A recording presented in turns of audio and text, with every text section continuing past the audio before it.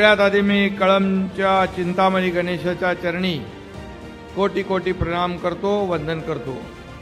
येथील वातावरणामध्ये निसर्ग शेती आणि मातीचं चैतन्य आहे। त्याचबरोबर या परिसराला साधू संत महंतांची देखील परंपरा लाभलेली आहे। शेतकऱ्यांना आजवरच्या इतिहासामध्ये गेल्या 1.5 वर्षात आपल्या सरकारने तब्बल 44,000 कोटीची विविध माध्यमातून मदत केली आहे।